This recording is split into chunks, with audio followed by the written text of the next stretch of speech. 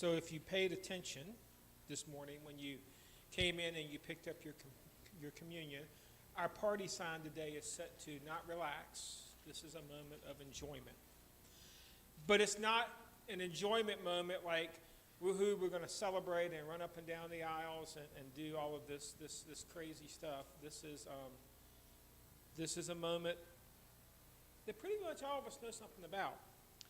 It's a moment that I've been outside working really, really, really hard, and I got so involved in what I was doing that I missed my lunch. Okay?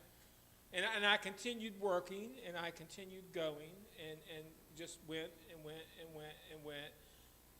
And now it's dinner time. And I'm hungry. No, I'm really, really hungry. Almost to the point that I feel like I might be starving to death if I don't find something to eat really quickly. So you come to the table, and those moments are kind of awesome because it doesn't really matter what's for dinner because there's food. There's something there for me to eat. And this year, if you remember, we've been talking about this concept of pursuing God. And as we continue our journey, we start with that moment that we call hunger. And the thing is if you know anything about the way that I get hungry, I don't just get hungry. I have this thing, I get hangry. Now you're chuckling because you kind of maybe know what that term means.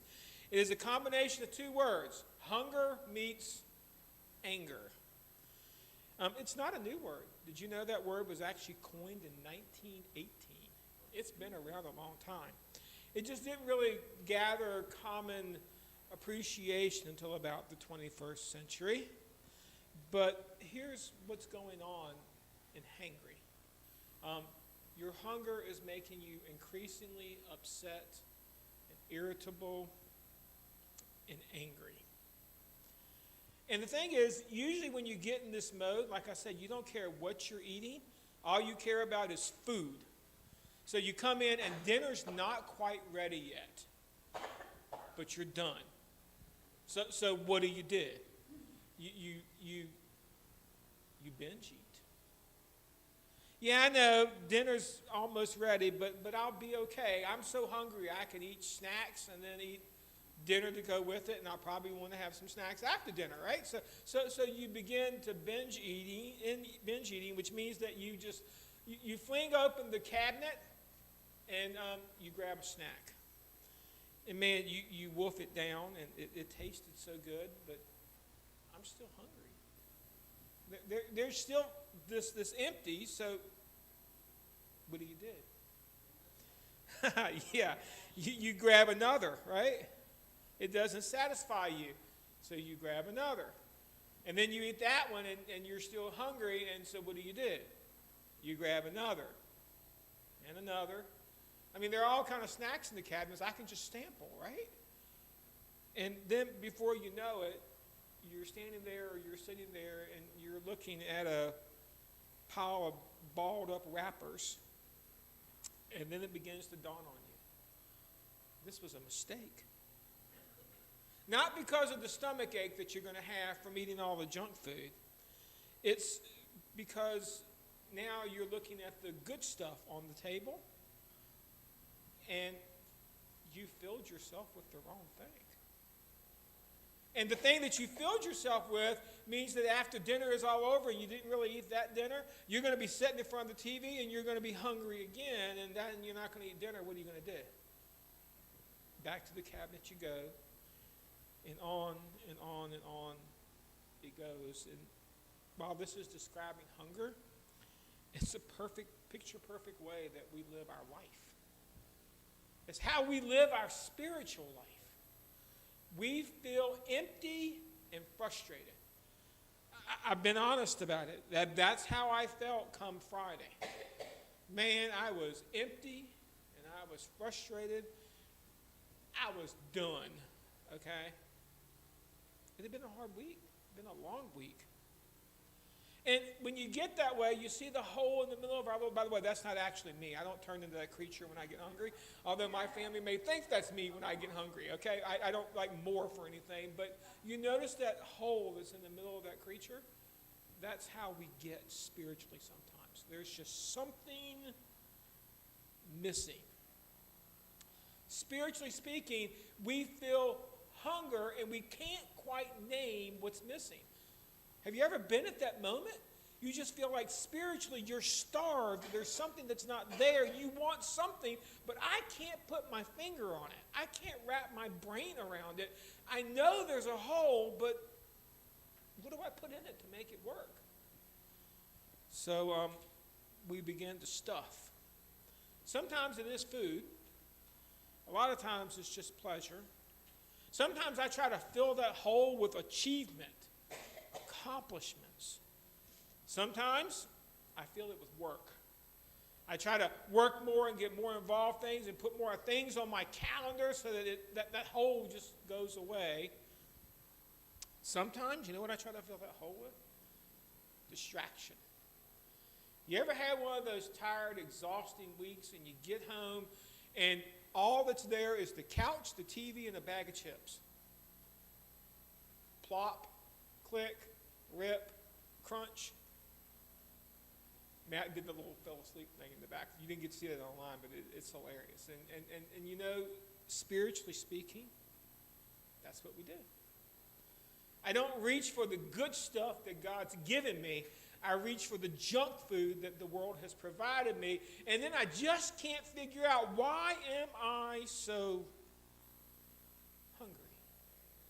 None of the things that I consumed were actually bad for me, but they aren't the ultimate things that God planned for me. And so we reach for just something, anything. And when that something or anything doesn't satisfy, we assume the problem isn't what we're eating, it's how much we're eating, right? You realize TV is a trap because you're going to eat that bag of chips, and as you're watching the next episode, well, I need another bag of chips, and so back we go, and you've been there. And again, by the time you're finished watching the show, you've got about 3 little bags of 1-ounce chips sitting beside you, and you convince yourself, I only had a serving. Yeah, but you kept going back. See, we begin to consume more. In our spiritual life, we begin to chase harder. And we gorge ourselves on activities, events, work, family, responsibilities. We just keep stuffing. And we are convinced the next thing I stuff in is going to satisfy the problem, but let's be honest with it. It never does. I mean, maybe for a little while, just a little bitty glimpse of it, I feel like, okay, that satisfied me. But it doesn't last. And this is not a new problem. Author Ravi Zacharias once said, the loneliest moment in life is when you experience that which you thought would deliver the ultimate, and it lets you down. Of course, how old is this problem? Well, 16th century author Augustine said it this way: you have made us for yourself, O Lord, and our hearts are restless until they rest in you. I can stuff and stuff and stuff and stuff, but until I embrace God, it's not going to work. How old is this problem? David understood this problem. We're going to be in Psalm chapter 63 if you wish to grab a Bible out the pew rack there, and that's where we're going to turn. And this is a prayer of a man that is living in a desert. And who discovered what his soul is actually hungry for. So, going to start right at the beginning. We're going to start right there at Psalm chapter 63, verse 1. You, God, are my God.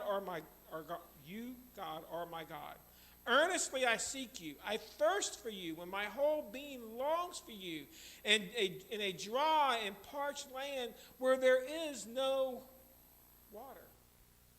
Again, this is where context makes sense. Where's David? He's in the desert.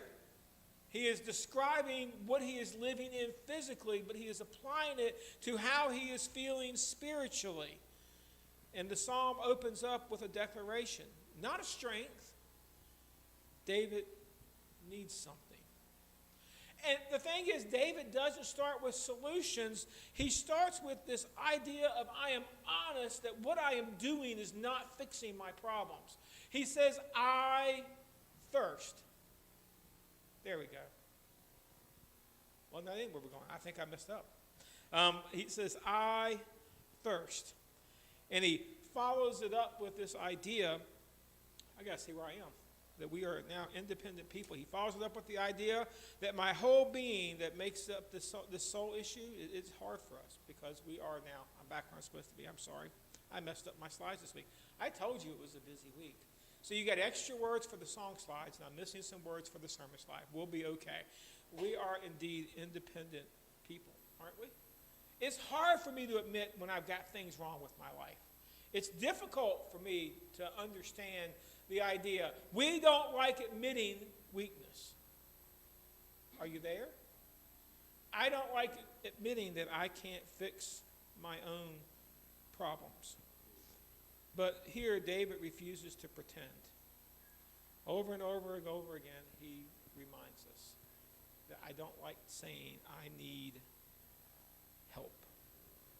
But then reality starts to set in, and we get to this idea that we're small. I mean, think about this. I am one person in a vast world of billions of people. And my planet is one planet in a space that we can't even fathom how big it is. How on earth can I actually think I can do all of this by myself? I'm sort of small. And when I begin to think about things, I understand that I am dependent. Can I really do all this stuff by myself? If you've ever watched me try to build anything, I can't build by myself. I have an issue where I'm really weak in this eye and strong in this eye. Therefore, I put the nail on the wood, and I go to swing the hammer, and I think I'm right on the spot, and I'm nowhere close to nail. Because when I look down at the nail, I think it's in one spot, but my depth perception. So, and you know what I usually end up hitting, right? Myself. I can't, I'm dependent. If I want something built, I have to ask somebody, and therefore, believe it or not, that makes us needy. I have things with my life that are broken. I need stuff. I need stuff from other people. I need stuff from God. I can't make oxygen, right? I can't hold the world where it is. I need you guys, and I need God. And not only do we struggle to admit that we're hungry, we struggle more to know what's going to satisfy that hunger. That's a legitimate struggle that each and every person has. So again, we stuff ourselves with whatever we can get our hands on, but Psalm 63 acts kind of like one of those signposts, one of those moments that we get to feel the ache, one of those moments that we get to hear somebody else longing, somebody else being restless, somebody else thirsty. It was put there on purpose. It's trying to call our attention to the idea that I was not designed to not just do this alone in the church. This church was not designed to do it by itself. Paul picks up on this theme as he gets to Acts chapter 17. It reads this way. For one man he made all the nations that they should inhabit the whole earth. And he marked out their appointed times in history and the boundaries of their lands. God did this so that they would seek him and perhaps reach out for him and find him. Though he is not far off from any one of us. So this idea that we are all connected at some point, and all of us go back to this one family, but that family through time has been separated we develop differences. Language barriers, diet barriers, belief barriers. And it says that one of the things that accomplished is when I begin to realize how needy I am, and I can't begin to realize that nobody else can actually meet all of my needs, now I'm ready to consider who God is. But I do want you to pay really close attention to how David said there in Psalm chapter 63, verse 1. How did David seek God? Earnestly. Now, that means it's not casually. He didn't do this when it was convenient. It's not there's nothing better going on, so I think today I can squeeze God into the schedule. Earnestly simply means that it becomes your focal point. David is not browsing for God like someone killing time, thumbing through the headlines on the phone. Anybody else pick this habit up? Not only do I sit there and watch television, okay, I'm now sitting there and I've got my drink and I've got my chips and now I've got my phone. So I'm watching TV. You're laughing. Why are you laughing? Because y'all are doing the same thing. You realize what you're doing. You're splitting your focus. You're taking your focus on two things. And the trap of that is you're not allowed to focus on anything. And this is how, again, we do things spiritually. Yeah, God, I got you. I'm reading, but I'm reading while I'm driving. That's a really bad idea. Okay, I'm listening to what I'm reading while I'm driving. Okay, that gets better. Okay, yeah, I'm praying, but I'm also going to do this, this, and this. David says, no, I'm doing this earnestly. It is the only thing I'm doing. It has got all of my attention. And so he's searching like someone dying of thirst in the desert, which guess what? He is. Physically, that's where David is. And we often learn to seek God earnestly when we finally become honest about how badly we need him. And that's why Psalm 63 is important to us. Because it doesn't diagnose the hunger. It promises satisfaction. So if you have some self-control and you come in one of those hangry moments and you're willing to rein yourself in by a little bit more and you wait for the table to be set and you eat the meal, doesn't that meal taste awesome? It fills you up. It satisfies you.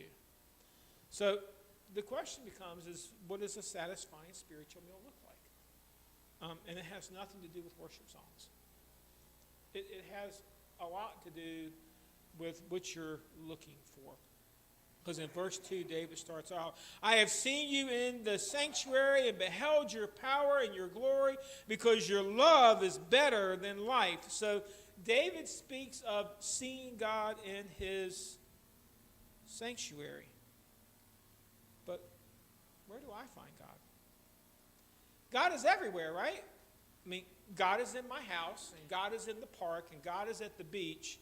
God is in the mountains. God is everywhere that I go. So can I just meet God anywhere? I mean, he promised to never leave us. But when we feel distant, our soul begins to feel dry. We don't know where to begin, so we have to figure out, where do I find God? So we see that word sanctuary, and remember, David is an Israelite, so that term meant something to David. A sanctuary for David meant that is the tabernacle and later the temple, which was this designated space that God designed, filled with all of these things that God put out there, and all of this stuff that when I walked in, that stuff was where I was supposed to meet God. God lived in the Holy of Holies. It was a place. But right now where David is, David couldn't physically see the sanctuary. So when I can't find a sanctuary, I have to focus on the moments, not the sacred places and objects. So when I begin to look at my life, what are the moments that I can actually find God? And this is David writing, so you know where he's going to go first, right? He begins with David saw God's power, God's glory, and God's love. Through his life experience, David discovers covenant loyalty, God's strength, his faithfulness, and his mighty mercy. As he begins to look at something, David realizes that God is more than anything else in my life. And that brings him to a moment that we like to try to define.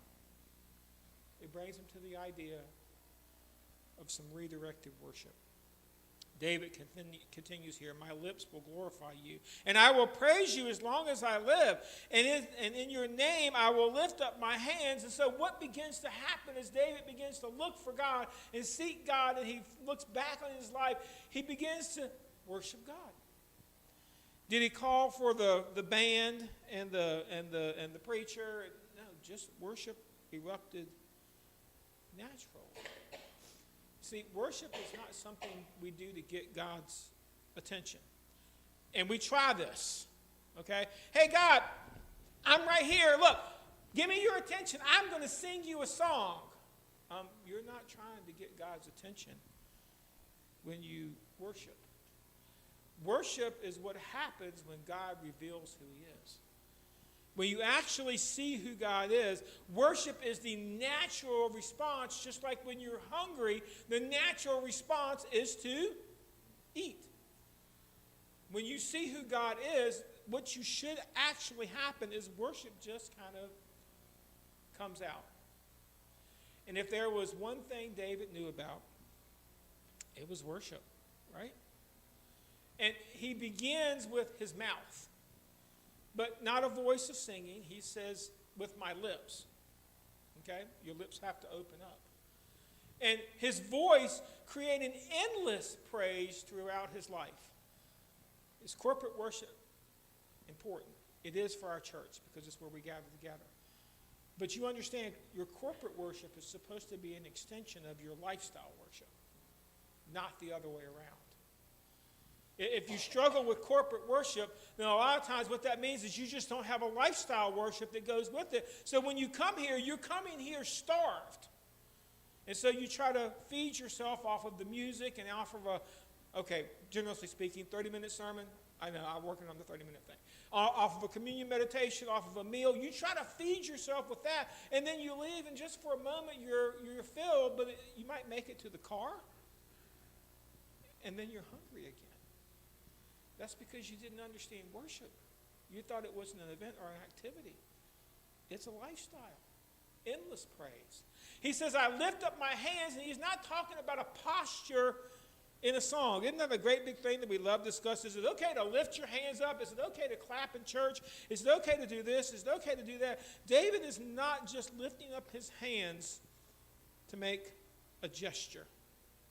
He is not talking about that. It's a posture of life. He's lifting up empty hands. Nothing in them. God, I'm coming to you. I don't have anything to give you. My hands are empty. You know what the good thing about empty hands are? There's lots of room to put something in it. If you come into worship holding on to stuff, you've got no way for God to hand you anything. Your hands are full. But not only his hands empty, his hands are open. He's not clutching tight, no room for God. And most importantly, he's got expectant hands. Did you come here this morning expecting anything? Seriously. When you got up this morning and you said, I'm going to church, this is church day, did you come into this building expecting to get anything from God? Or is this just the motion that you're going through?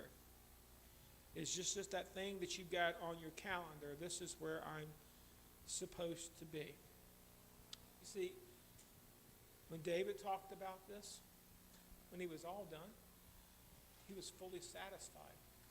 All the way down to his soul. It filled him. Now, where is he? In the desert, still. What does that mean? All of those needs and all of those problems and all of those things, he is still struggling with. But he's not distraction. He's not numb. He's not temporarily entertained. He's not just satisfied like a meal that nourishes us and like water that quenches. When you truly encounter God, our problems don't disappear, but they do kind of shrink. It gives you some perspective. They find their proper size in the shadow of his glory. When you have stood in the presence of the creator of the universe, somehow my itty-bitty problem, while it is still a problem, isn't all that huge anymore, is it? I mean, if he can keep track of the birds, he can truly keep track of me, right? If he's got time to number the hairs on my head, he's got time for all the problems in my life. And then coming out of that, this is the beautiful part. David has consumed his meal. David has been in the presence of God, and he says, now I get to remember. On my bed I remember you. I think of you through the watches of the night, because you are my help, and I sing in the shadows of your wings. I cling to you. Your right hand uphold me.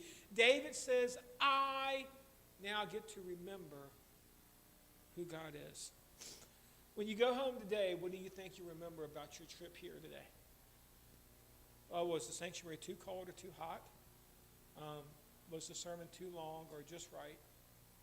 Were the songs too loud or too peppy or too slow? These are the things that we tend to take out of, and as we're going home and evaluating the worship service, these are our focus. But David says no. See, faith isn't just pretending yesterday never happened. Faith is believing in the valley, and you saw that true mountaintop. And so that means he meditates deeply on what he now knows is true. That's important. He recalls God's past help. That's important.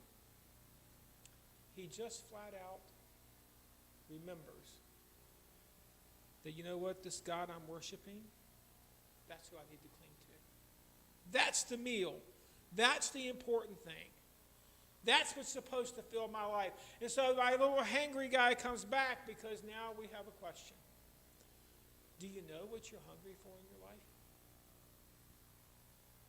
Do you know what the whole is?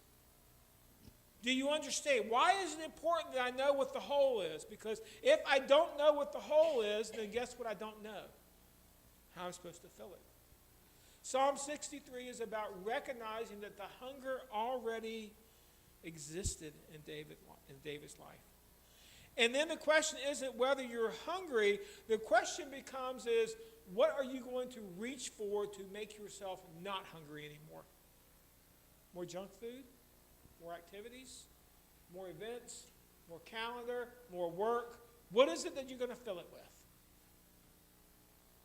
You've already tried all those things, haven't you? Did it work? That's something to ponder, isn't it?